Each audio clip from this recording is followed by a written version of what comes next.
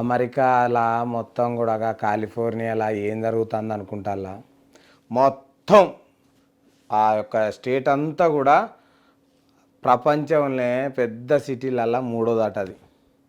దానికి కార్చిచ్చు లావా మొత్తం నిప్పుల కొలిమైపోతుంది. అక్కడి నుంచి మొత్తం జనాలందరినీ కూడా వేరే కాడికి తీసుకుపోయిళ్ళు. మంచిగా వల్ల ఎవ్వరు కూడా ఇబ్బందులు లేకుండా అందరినీ కూడా ఏదైతే మంచిగా ఉన్న ప్లేస్కి పట్టుకపోయిళ్ళు. విమానాలల్లా దగ్గర బస్సులు అన్నీ సుశీలా వల్ల ఒక నిప్పు రాజెత్తే ఎంత దూరమైనా పోతుంది. దాన్ని ఆపేటందుకు అందరూ కృషి చేస్తారు, కానీ ఇప్పటి వరకు అవి దారి కొత్తలేవు. గాలి వస్తుంది, గాలితో పాటు అక్కడ ఎవరెవరు ఉంటారనుకుంటారా ఏంది? అందరూ పెద్ద పెద్ద సార్లే ఉంటారట. ఎవరు సినిమాలల్లో హాలీవుడ్ వాళ్ళు ఉంటారట కదా, హాలీవుడ్లో నటించేటోళ్ళు అందరూ కూడా అక్కడ ఉంటారట.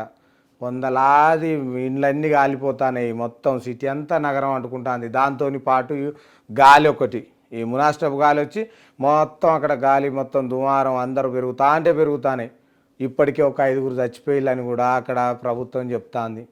ఎప్పుడైనా నిప్పులతో పెట్టుకుంటే ఎవరన్నా బాగుపడ్డోళ్ళు ఉన్నారా?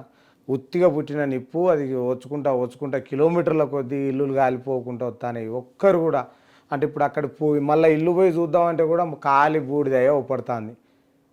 అందుకేనుల్లా ఇప్పుడు ఆ రాష్ట్రంలో మొత్తం కూడా ఎమర్జెన్సీ ప్రకటించిళ్ళు.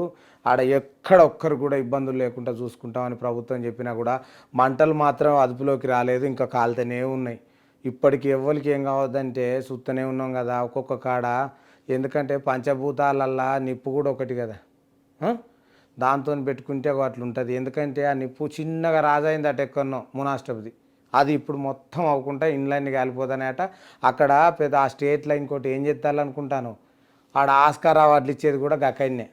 అక్కడ తయారు మొత్తం చేసి అన్ని ఏర్పాట్లు చేసి అది ఇచ్చుడు కట్టమే ఉన్నట్టుంది అని కూడా కొన్ని వర్గాలు చెప్తాను.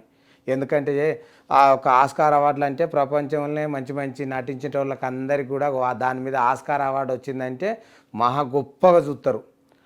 అట్లాంటి స్టేటు అలాంటి అమెరికాలో ఇగో మొత్తం నిప్పుల పాలై కాలిపోతుందట. చూడాలి మరి అది ఎప్పుడు అదుపులోకి వస్తుందో, ఏం చేస్తాలో. అక్కడ ఉన్న మొత్తం ప్రభుత్వం అయితే మొత్తం ఫైర్ ఇంజన్లు హెలికాప్టర్లల్లా మొత్తం తీసుకొచ్చి నీళ్ళని చల్లుతాలట. అయినా అదుపులోకి వస్తలేవు. ఎప్పటి వరకు వస్తాయో చూద్దాం.